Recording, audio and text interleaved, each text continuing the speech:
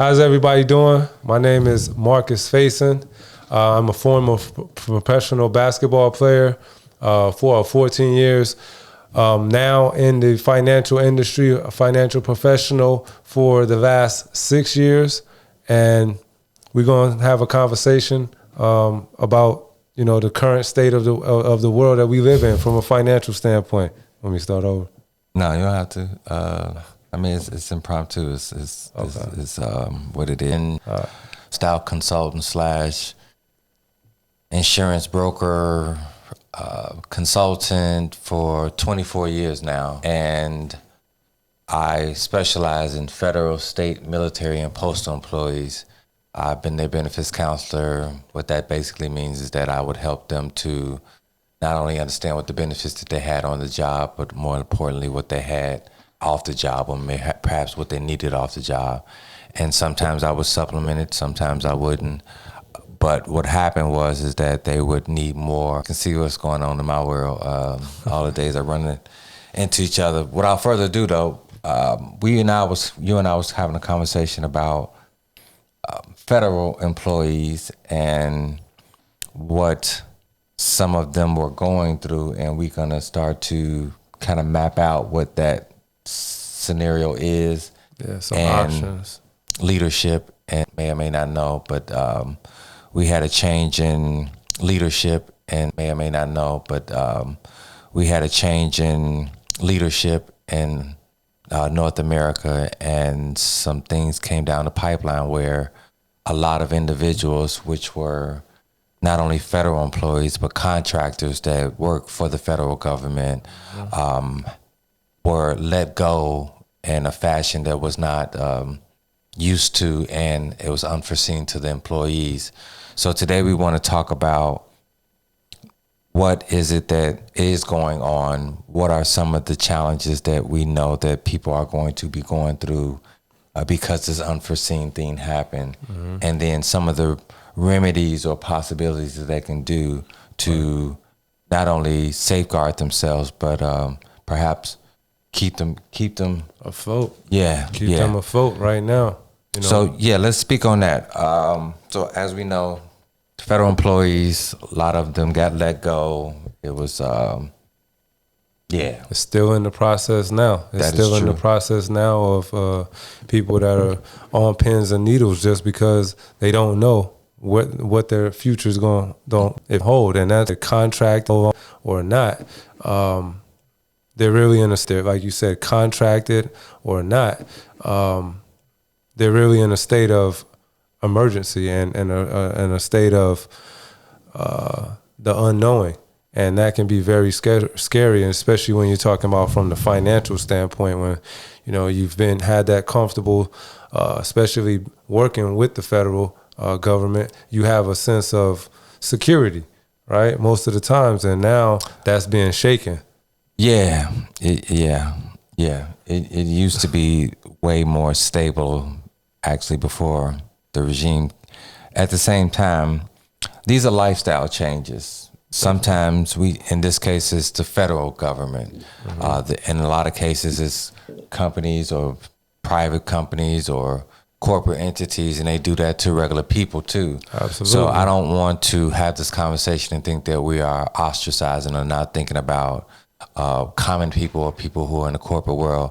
This is going on every day in so many different facets in the workforce, and we want to address some of the things that we've seen, I've seen, you've seen, and how it could actually help with the individuals that are going through that right now.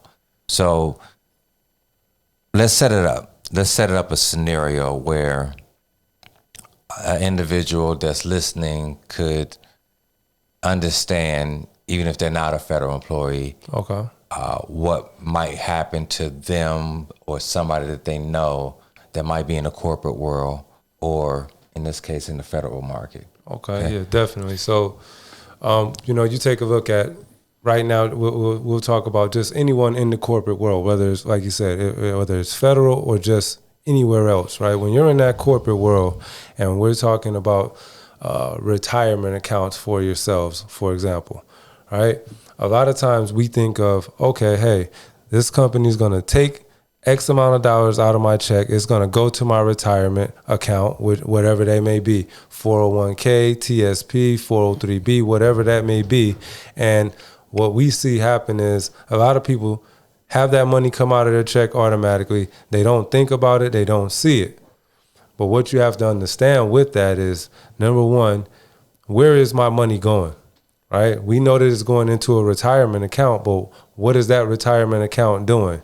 Where is that account? Where is that money being invested? So understanding, these are things that I sit down with people on a daily basis and help them to understand, what it means when you talk about a retirement account. How is it going to be growing and working for you? What we have to understand is, number one, that those retirement accounts that we just mentioned are in the market, right? They're attached to the market. So that means that there's going to be ups and there's going to be downs based off many different factors, but the current events is definitely one of those factors. And so just taking a look at those retirement accounts, a lot of times people sit and say, hey, I haven't even taken a look at my retirement account. I have no idea how much money I have in there. Well, that is your money, right? That's your money, whether you see it come out of your check or not. That is your money. So you want to be mindful of those things, right? True. I believe that to, I guess, put a caveat to that and expand it is, what I've been doing for 20 plus years is on the educational level. Mm-hmm. So yeah, what Marcus is speaking about is that it doesn't matter where your money is as it relates to retirement plan.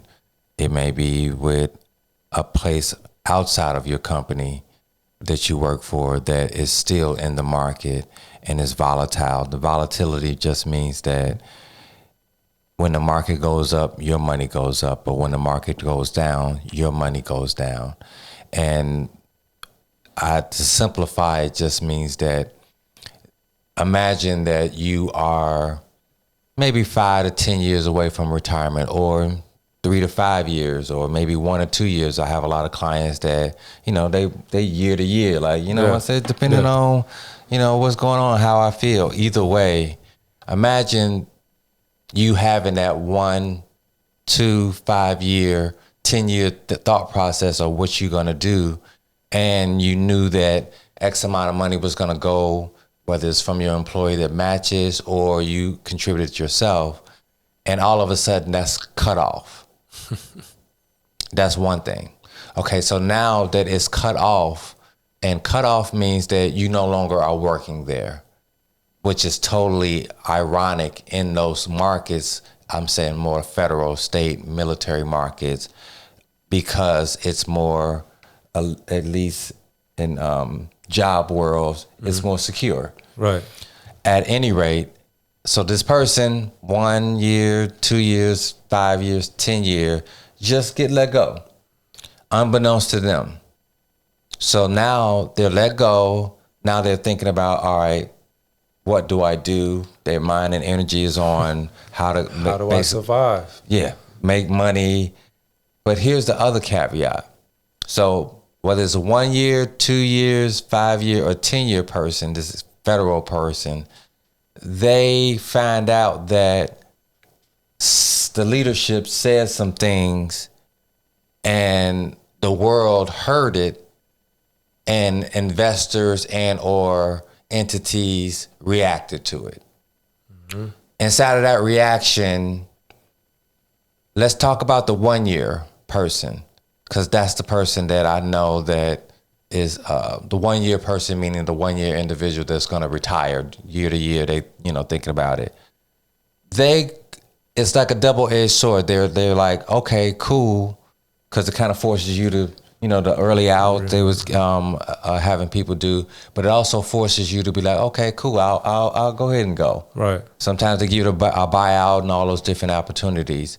So that person happens, and then let's go to the 5 year person, because they're the ones who are really at a disadvantage. Right. It becomes turmoil. So it's 5 year. This 5 year federal employee, they are let go still.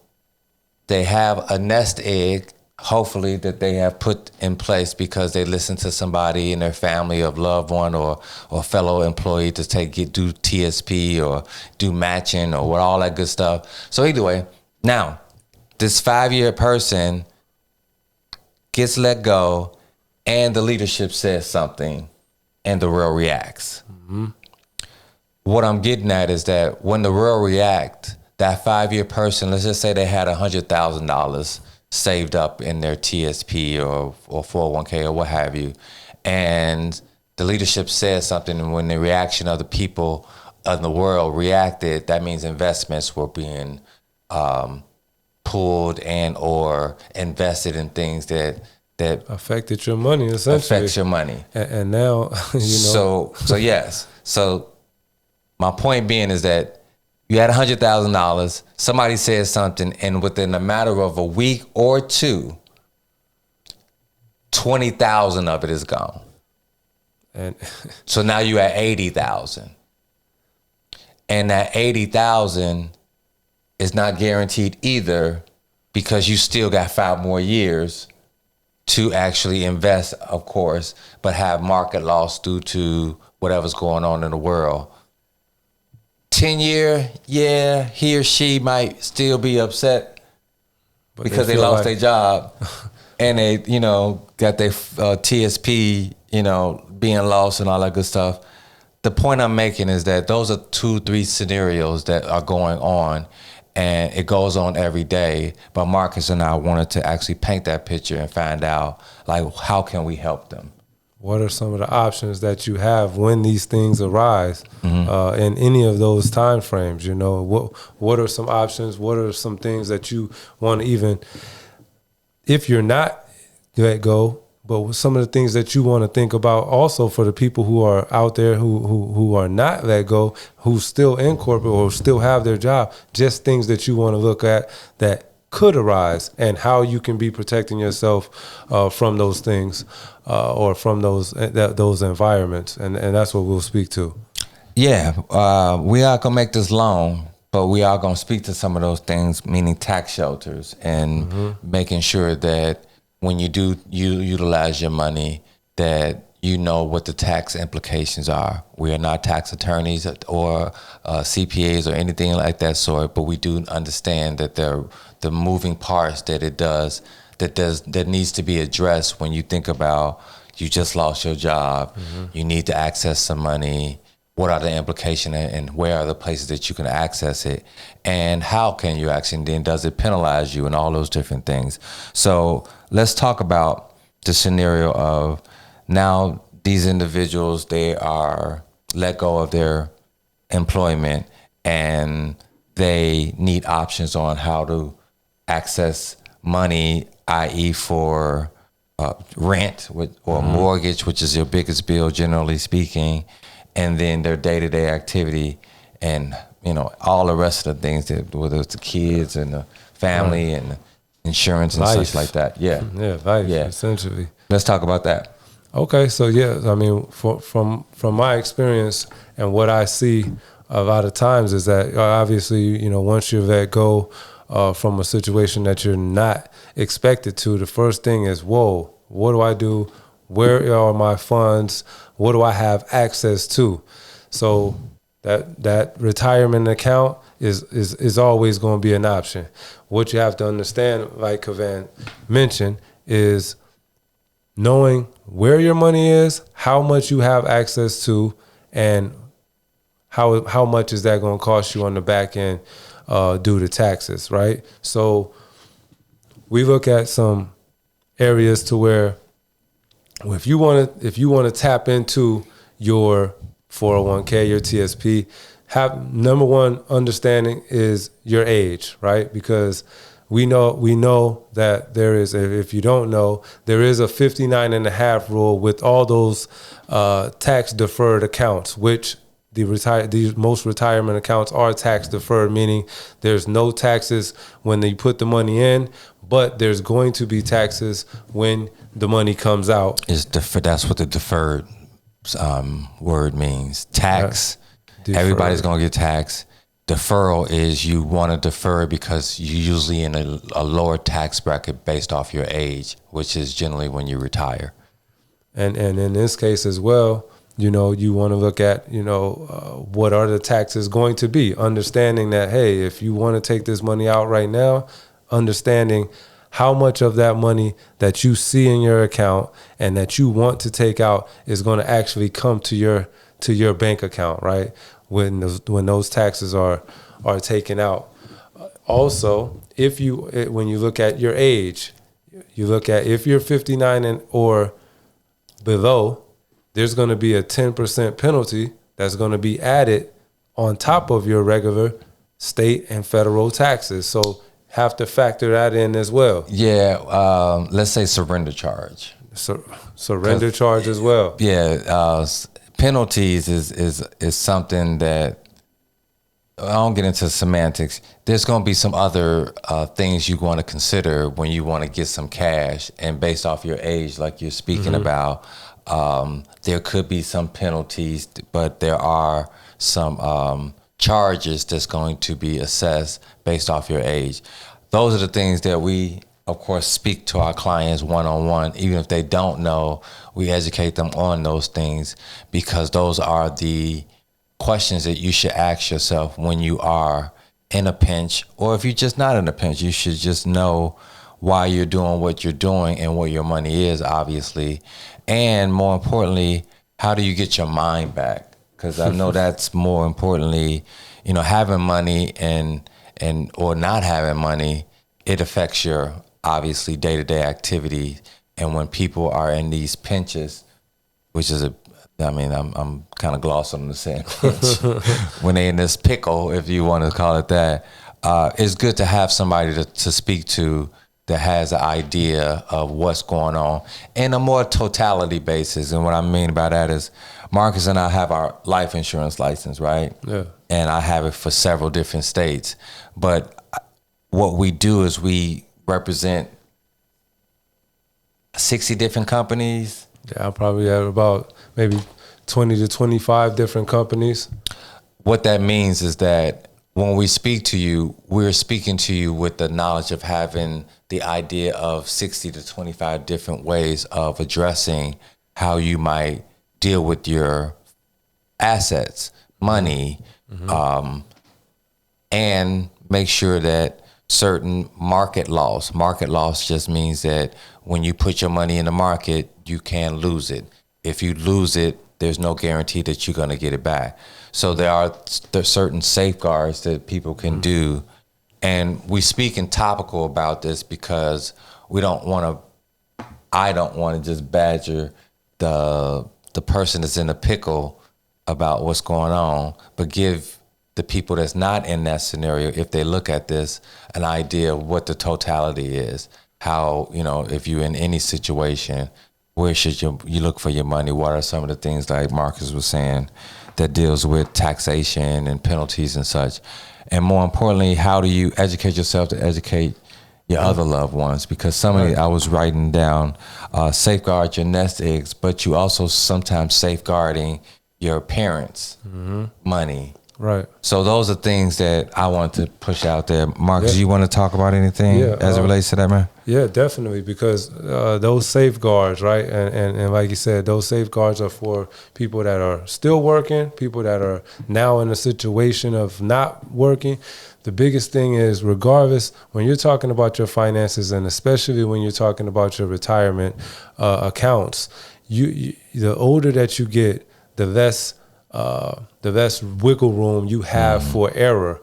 And one of the things that we like to educate our clients on is protecting that market, protecting that from the volatility of the market, things that we cannot control, but there are areas and ways that we can minimize those risks, right? Minimize those risks, but yet also still get the gains of when the market, for example, is up. We want to be able to essentially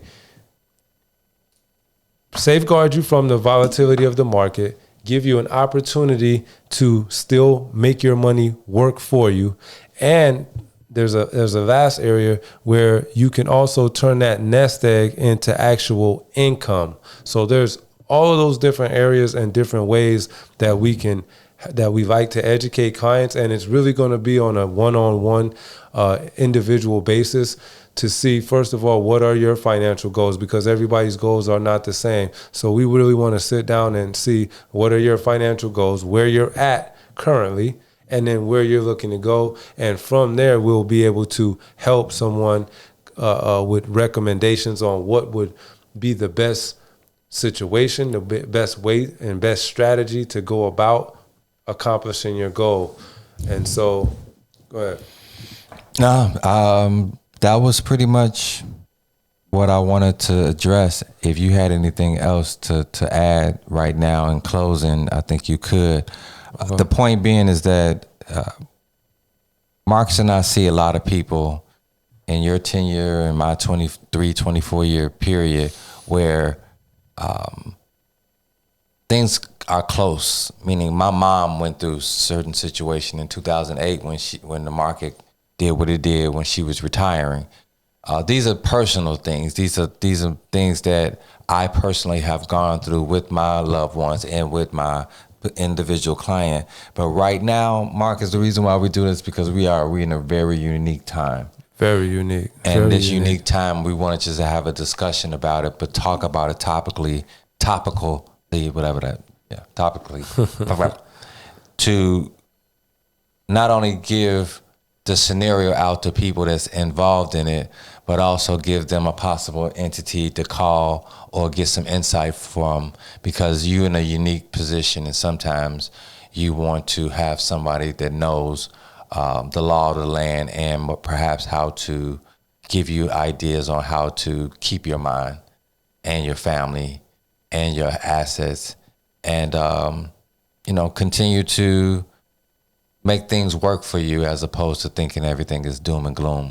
Absolutely. That's a great closing, because that's exactly what I was thinking, that, for the ones that are no longer working with their former employee or employer, that could also be a good thing, right? Because you look at that in hindsight, at that time, if you're working with federal or the government, you couldn't protect yourself, right? With these retirement accounts, you could not move your money into ways that you can now protect it from the volatility and still grow. But now you're essentially not working for that company. Now that you can move those finances into places that you have a little bit more control over your retirement account, which is huge.